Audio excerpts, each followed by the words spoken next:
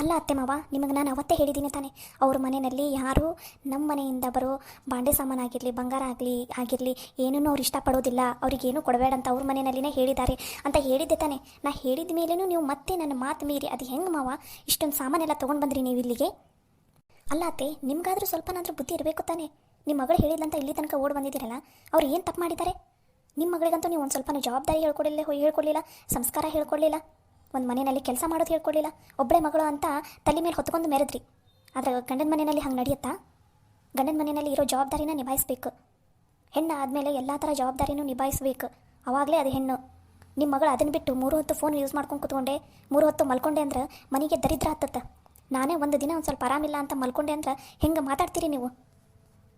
ಅಲ್ಲಾತೆ, ನಿಮ್ಮ ಮಗಳಿಗೆ ಹತ್ಲು ಫೋನ್ ಹಚ್ಚಿ ಅಂತಂದು ನೀವು ಇಲ್ಲಿ ತನಕ ಓಡಿ ಬಂದ್ರಲ್ಲ, ನಿಮ್ಮ ಮಗಳಿಗೆ ಒಂದು ದಿನ ಕೆಲಸ ಹಚ್ಚಿದ್ದಕ್ಕೆ, ಒಂದು ದಿನವೂ ಅಲ್ಲ ಅರ್ಧ ದಿನ ಕೆಲಸ ಮಾಡುವಂಥ ಮನೆಯಲ್ಲಿ ಹೇಳಿದ್ದಕ್ಕೆ ನಿಮ್ಮ ಮಗಳು ಅತ್ತೆ ನಿಮಗೆ ಫೋನ್ ಹಚ್ಚಿಲ್ಲ, ನೀವು ಓಡಿ ಬಂದ್ರಿ.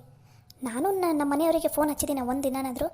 ಇಡೀ ದಿನ ಮನೆಯಿಂದ ಕೆಲಸ ನೋಡ್ಕೋತೀನಿ, ಆಫೀಸ್ ಕೆಲಸ ನೋಡ್ಕೋತೀನಿ, ಮತ್ತು ಹೊಲದ್ದೇನಾದರೂ ಬಂದರೆ ಅದನ್ನೂ ನೋಡ್ಕೋತೀನಿ, ಮನೆಯಲ್ಲಿರೋ ಎಲ್ಲ ಜವಾಬ್ದಾರಿನೂ ನಿಭಾಯಿಸ್ತೀನಿ. ನಾನು ಒಂದು ದಿನನಾದರೂ ಅತ್ತೆ ನಮ್ಮ ಮನೆಯವ್ರಿಗೆ ಫೋನ್ ಹಚ್ಚಿದ್ದೀನ? ಅಥವಾ ನಮ್ಮ ಮನೆಯವರು ಒಂದು ಸಲನಾದರೂ ನಿಮ್ಮ ಮನೆ ಮುಂದೆ ಬಂದು ನಿಂತಿದ್ದಾರೆ? ಈ ಥರ ನೀವೇನು ಮಾಡೋಕೆ ಕುಂತೀರಲ್ಲ ಹಂಗೆ ಮಾಡಿದಾರ ನಮ್ಮ ಮನೆಯವರು? ನಾನು ನಮ್ಮ ಡ್ಯಾಡಿ ಮಮ್ಮಿಗೆ ಒಬ್ಬಳೆ ಮಗಳು ತಾನೆ. ನಮ್ಮ ಡ್ಯಾಡಿ ಮಮ್ಮಿ ನನಗೆ ಹೆಂಗೆ ಬೆಳೆಸಿದ್ರು? ದುಡ್ಡು ಅನ್ನೋದು ಜೀವನದಲ್ಲಿ ಇರಬೇಕು, ಆದರೆ ದುಡ್ಡೇ ಜೀವನ ಆಗಬಾರ್ದು. ಎಲ್ಲ ಥರ ಜವಾಬ್ದಾರಿನೂ ನಿಭಾಯಿಸುವಂಥ ಕೆಪಾಸಿಟಿ ನಮಗಿರಬೇಕು. ನಿಮ್ಮ ಮಗಳಿಗೆ ನೀವು ಅದನ್ನು ಹೇಳ್ಕೊಡ್ರಿ, ಯಾವ ಜವಾಬ್ದಾರಿನ ಹೆಂಗೆ ನಿಭಾಯಿಸಬೇಕು, ಎಲ್ಲಿ ಹೆಂಗಿರಬೇಕು, ಹಿರಿಯರಿಗೆ ಹೆಂಗೆ ಗೌರವ ಕೊಡಬೇಕು ಅನ್ನೋದನ್ನು ಮೊದಲು ನಿಮ್ಮ ಮಗಳಿಗೆ ನೀವು ಹೇಳ್ಕೊಡ್ರಿ. ನೋಡಿ ಅತ್ತೆ, ನಾನು ಇವಾಗಲೇ ಹೇಳ್ತಾ ಇದ್ದೀನಿ ಕೇಳಿ. ನಿಮ್ಮ ಮಗಳು ಏನಾದರೂ ಈ ಮನೆ ಬಿಟ್ಟು ತವ್ರ ಮನೆಗೆ ಏನಾದರೂ ಬಂದರೆ ನಾನು ನನ್ನ ಗಂಡ ಆ ಮನೆ ಬಿಟ್ಟು ಹೋಗ್ತೀವಿ, ನೆನಪಿರಲಿ. ಹೌದು ಡ್ಯಾಡಿ, ಸರಿತಾ ಹೇಳ್ತಾ ಇರೋದು ಕರೆಕ್ಟಾಗಿಯೇ ಇದೆ. ನಿಮ್ಮ ಮಗಳಿಗೆ ನೀವು ಒಂದು ಸ್ವಲ್ಪ ಇಷ್ಟು ದಿನ ಅಂತೂ ಏನೂ ಜವಾಬ್ದಾರಿ ಹೇಳ್ಕೊಡ್ಲಿಲ್ಲ, ಏನೂ ಇಲ್ಲ.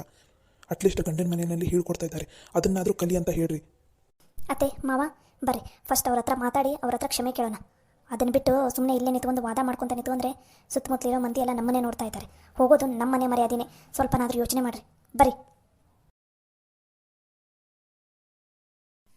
ನೋಡ್ರಿ ನಿಮ್ಮ ಸೊಸಿ ಹೆಂಗೆ ಮಾತಾಡಕಂತಾಳೆ ನೋಡ್ರಿ. ಇಲ್ಲಿ ಆಕಿಗೆ ಸ್ವಲ್ಪನೂ ಅತ್ತಿ ಮಾವ ಅನ್ನೋದೇ ಇಲ್ಲ. ನಮಗೆ ಹೆದರ್ಸ್ತಾಳೆ, ನನ್ನ ಮಗಳನ್ನ ನನ್ನ ಮನೆಗೆ ಕರ್ಕೊಂಡು ಹೋದ್ರೆ ಈಕೆ ಮನೆ ಬಿಟ್ಟು ಹೋಗ್ಗಳಂತ. ಹೋದ್ರೂ ಹೋಗಲಿ, ನಾನು ನೋಡೇ ಬಿಡ್ತೀನಿ, ಅದು ಎಲ್ಲಿ ಹೋಗ್ತಾರ ಹೋಗಲಿ. ನಾನಿವತ್ತು ನನ್ನ ಮಗಳನ್ನ ಇಲ್ಲಿಂದ ಕರ್ಕೊಂಡ ಹೋಗ್ತೀನಿ. ಬೇಡ, ಇವಾಗ ಅವಸರದಾಗ ಯಾವ ನಿರ್ಧಾರನೂ ತಗೋದು ಬೇಡ. ನೀವಿಬ್ಬರು ಬರ್ರಿ, ನಾ ಏನೋ ಒಂದು ಮಾಡ್ತೀನಿ.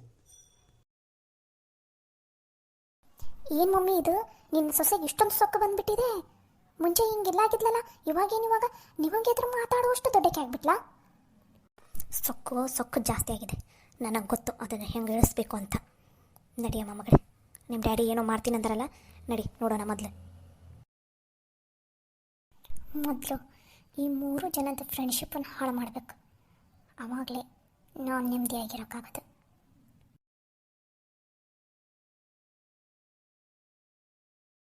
ಅಳಿಯಂದ್ರ ಬೀಗರು ಬಂದರು. ಅಂಕಲ್ ದಯವಿಟ್ಟು ಕ್ಷಮಿಸ್ಬಿಡಿ, ನಮ್ಮ ಕಡೆಯಿಂದನೇ ತಪ್ಪಾಗಿರೋದು. ಅದು ನಮ್ಮ ಅತ್ತೆ ಮಾವ ಮಗಳ ಮೇಲಿನ ಅತಿಯಾದ ಪ್ರೀತಿ ವ್ಯಾಮೋಹಕ್ಕೆ ಹೀಗೆಲ್ಲ ಮಾತಾಡ್ಬಿಟ್ಟಿದ್ದಾರೆ, ಹಾಗೆ ಈಗೆಲ್ಲ ಮಾಡಿದ್ದಾರೆ. ಅವರು ಈ ಥರ ಮಾಡ್ತಾರಂತ ನನಗಾಗಲಿ ನನ್ನ ಗಂಡನಿಗಾಗಲಿ ಗೊತ್ತಿರಲಿಲ್ಲ ಅಂಕಲ್. ದಯವಿಟ್ಟು ಕ್ಷಮಿಸ್ಬಿಡಿ, ಇನ್ನೊಂದು ಸಲ ಈ ಥರ ರಿಪೀಟ್ ಆಗದೆ ಇರೋ ಹಾಗೆ ನಾನು ನೋಡ್ಕೋತೀನಿ. ಅಯ್ಯೋ ಕ್ಷಮೆ ಏನು ಕೇಳೋದು ಬೇಡಮ್ಮ.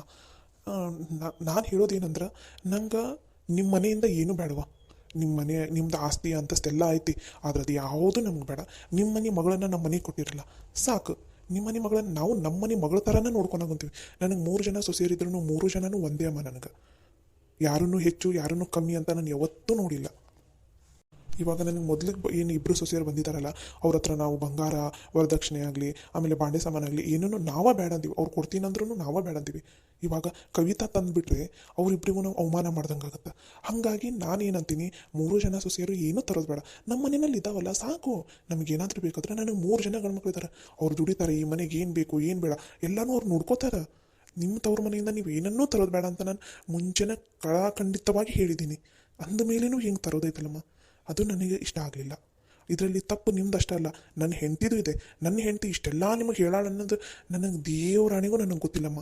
ಇದನ್ನು ನಾನು ಎಷ್ಟು ಹೇಳ್ತಾ ಇದ್ದೀನಿ, ಆದರೂ ನಿಮ್ಮ ಮನೆಯಲ್ಲಿ ನಂಬ್ತಾನೇ ಇಲ್ಲ. ನಾ ಏನು ಮಾಡಲಿ ಹೇಳಮ್ಮ? ಅಯ್ಯೋ ಅಂಕಲ್, ನೀವೇನು ಅನ್ನೋದು ನಾನು ಹೋದ ಸಲ ಬಂದಾಗಲೇ ನನಗೆ ಗೊತ್ತಾಯಿತು. ಹಾಗೇನಾದರೂ ನಿಮ್ಗೆ ಇಸ್ಕೋಬೇಕಂತ ಆಸೆ ಇದ್ದಿದ್ರೆ ನೀವು ಮುಂಚೆನೇ ಕೇಳಿಬಿಡ್ತಿದ್ರಿ. ನಾನೇ ಕೇಳಿದ್ದೀನಿ ನಿಮಗೆ, ನಮ್ಮ ತಂಗಿಗೆ ನಾವು ಬಾಂಡೆ ಸಾಮಾನು ಅವನ್ನೆಲ್ಲ ಕಳಿಸ್ಕೊಡ್ಬೇಕು ಅಂಕಲ್, ಕಳಿಸ್ಕೊಡಂದೆ ಅಂತ ಕೇಳಿದಾಗ ನೀವೇ ಬೇಡ ಅಂತ ಅಂದ್ರಿ. ಅಲ್ಲಿಗೆ ನಾವು ಸುಮ್ಮನೆ ಬಿಟ್ಟಿದ್ವಿ. ಆದರೆ ನಮ್ಮ ಡ್ಯಾಡಿ ಮಮ್ಮಿ ಇಷ್ಟೆಲ್ಲ ಮಾಡಿದ ನಿಜ ನಮ್ಗೆ ಗೊತ್ತಿಲ್ಲಾಗಿತ್ತು ಮಾವರ.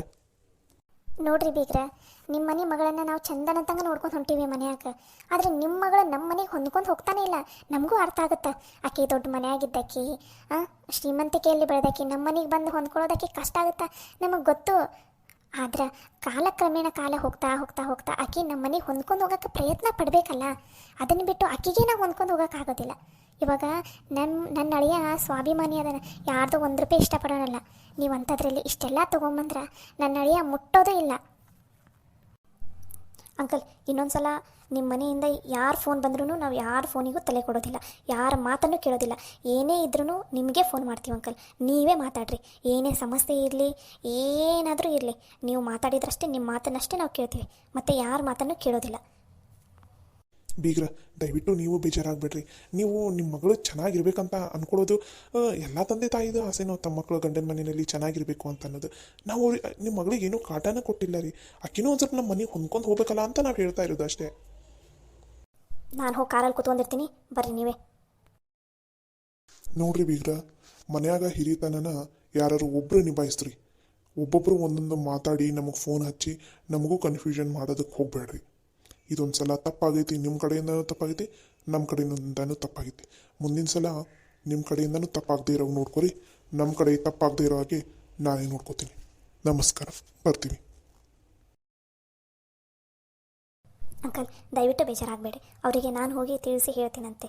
ನೀವು ನಮ್ಮ ಕಡೆಯಿಂದ ಏನಾದರೂ ತಪ್ಪಾಗಿದ್ರೆ ದಯವಿಟ್ಟು ಕ್ಷಮಿಸ್ಬಿಡಿ. ಅಯ್ಯೋ ಬೇಡಮ್ಮ, ಕ್ಷಮೆ ಗಿಮೆ ಏನು ಬೇಡ. ನಿಜ ಹೇಳ್ಬೇಕಂದ್ರೆ ನಮ್ಗೆ ಮನೆ ಕಡೆಯಿಂದನೇ ತಪ್ಪಾಗಿರೋದು. ಅದಕ್ಕೆ ನಾನು ನೀವು ಕ್ಷಮೆ ಕೇಳಾಕೊತೀನಿ.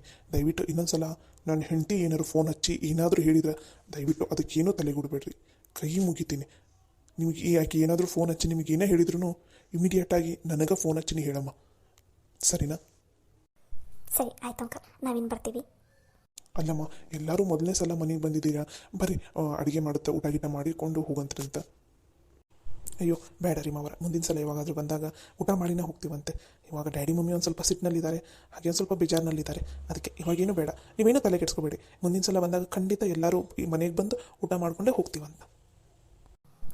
ಹೌದು ಅಂಕಲ್, ಇವಾಗ ಒಂದು ಸ್ವಲ್ಪ ಅತ್ತೆ ಮಾವ ಒಂದು ಸ್ವಲ್ಪ ಡಿಸ್ಟರ್ಬ್ ಆಗಿದ್ದಾರೆ. ಅವ್ರು ಸರಿ ಹೋದ್ಮೇಲೆ ಖಂಡಿತ ನಿಮ್ಮ ಮನೆಗೆ ಕರ್ಕೊಂಡು ಬಂದು ಎಲ್ಲರೂ 2 ದಿನ ಇದ್ದು ಊಟ ಗೀಟ ಮಾಡಿಕೊಂಡು ಹೋಗ್ತೀವಂತೆ. ಬರ್ತೀವಿ ಅಂಕಲ್. ಸರಿ ಅಮ್ಮ. ಸರಿತಾ, ಬಾ, ಅರ್ಶಿನ ಕುಂಕುಮ ಕೊಡ್ತೀನಂತ. ಸರಿ.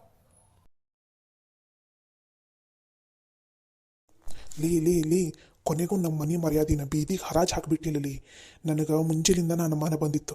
ಇಲ್ಲ, ಇನ್ನು ಮೇಲೆ ನೀನು ಹಿಂಗೆ ಲೂಸ್ ಬಿಟ್ರೆ ಮುಗೀತು. ನೀನು ನಮ್ಮ ಮರ್ಯಾದಿನ ಬೀದಿಗೆಲ್ಲ ಇಡೀ ಊರಿಗೆ ಹರಾಜು ಹಾಕ್ಬಿಡ್ತಿದ್ದೀನಿ ನೀನು. ಇನ್ನೊಂದು ಸಲ ನೋಡಲಿ, ಬೀಗರಿಗೆ ಏನಾರು ಫೋನ್ ಹಚ್ಚಿದೆ ನೀನು, ನಿನ್ನ ಕೈ ಕಟ್ ಮಾಡೋ ಒಗೆದು ಬಿಡ್ತೀನಿ. ಮೊದಲು ಆ ಹಾಳಾದ ಫೋನ್ ತೊಗೊಂಡು ಎತ್ತಾಗಾರ ಒಗಿತೀನಿ. ಲೇ, ಏನು ಕಮ್ಮಿ ಆಗೈತೆ ನಿನಗೆ ಮನ್ಯಾಗ? 3 ಹೊತ್ತು ತಿನ್ನಕ್ಕೆ ಹಾಕಲ್ಲ ಮನ್ಯಾಗ?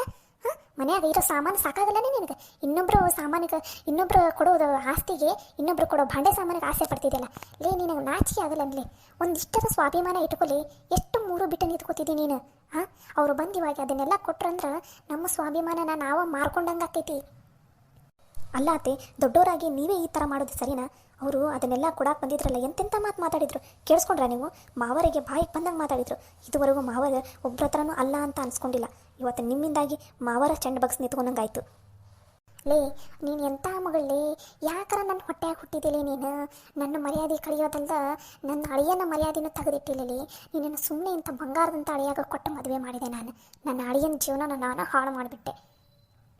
ಮುದುಕಿ ಆಗಾಕ ಬಂದ್ರೂ ನಿನಗೇನು ಒಂದು ಚೂರು ಬುದ್ಧಿ ಬರಲಿಲ್ಲ, ತಿಳುವಳಿಕೆ ಬರಲಿಲ್ಲ. ಎಷ್ಟಲೇ ಅದ ಆಸೆ? ಅಷ್ಟು ಆಸೆ ಒಳ್ಳೆಯದಲ್ಲ. ಅಷ್ಟು ಆಸೆ ಅನ್ನೋದು ನಿನಗಿತ್ತಂದ್ರೆ ದುಡಿಯಲ್ಲ. ಏನಾಗಿದೆ ನಿನಗೆ ರೋಗ? ಮುದುಕಿ ಅಂತಾರೆ, ಅಜ್ಜಿ ಅಂತಾರೆ, ರೋಡ್ ಸೈಡ್ ಎಲ್ಲ ಸಣ್ಣ ಪುಟ್ಟ ಎಲ್ಲ ಮಾರಿ ಜೀವನ ನಡೆಸ್ತಾರೆ. ನಿನಗೇನಾಗೈತಿ? ನೀನು ಏನಾರು ಕೆಲಸ ಮಾಡಿ ದುಡಿದು ನಿನಗೇನು ಬೇಕು ಅದನ್ನು ತಂದ್ಕೋಲ್ಲ. ಅಷ್ಟು ನಿನಗೆ ಲಘುನ ಬೇಕಿತ್ತಂದ್ರೆ ಅದನ್ನು ಬಿಟ್ಟು ಬೀಗ್ರ ಫೋನ್ ಹಚ್ಚಿ ಇಷ್ಟುದ್ದ ಲೀಸ್ಟಿಗೆ ಹೇಳಿಯಲ್ಲ ನೀನು. ಮನೆ ಮುಂದೆ ಬಂದು ನಿಂತೈತಲ್ಲ ಗಾಡಿ, ಎಲ್ಲರೂ ನಮಗೆ ಹೆಂಗೆ ನೋಡಾಕುಂತಿದ್ರು ಗೊತ್ತಾನ? ಅದೆಲ್ಲ ಆಕಿಗೆಲ್ಲ ಗೊತ್ತಾಗುತ್ತದೆ. ಯಾವಾಗಲೂ ಬರೀ ಆಸೆ ಪಡೋದ್ರಲ್ಲಿನೇ ಇರ್ತಾರೆ. ಲೇ ನೋಡು, ಇನ್ನೊಂದು ಸಲ ಹೇಳ್ತೀನಿ, ಚಂದನ ತಂಗೆ ಕೇಳಿ ತಿಳ್ಕೊ. ಕವಿತನ ಮನೆಯಿಂದ ಇನ್ನೊಂದು ಸಲ ನಮ್ಮ ಮನೆಗೆ ಒಂದು ಕಾಳು ಅಕ್ಕಿ ಬಂದ್ರೂ ನಿನ್ನನ್ನು ಈ ಮನೆಯಾಗ ಜೀವ ಸಹಿತ ಉಳಿಸಂಗಿಲ್ಲ ನಾನು. ನೆನ್ಪಿಟ್ಕೊ, ನನಗೆ ಮರ್ಯಾದೆ ಮುಖ್ಯ, ಸ್ವಾಭಿಮಾನ ಮುಖ್ಯ.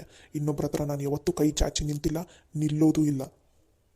ಮುಂಜಾನೆ ಎದ್ದು ನಮ್ಮ ಮನಸ್ಸು ನೆಮ್ಮದಿ ಎಲ್ಲನೂ ಹಾಳು ಮಾಡಿಬಿಟ್ಟೆ ನೀನು. ಹೋಗಿ 1 ಲೀಟ್ರ್ ಹಾಲು ಕುಡ್ಕೊಂಡು ಬಿದ್ಕೋ, ಸಮಾಧಾನ ಆಕೈತ ನಾನು ನಿನಗೆ.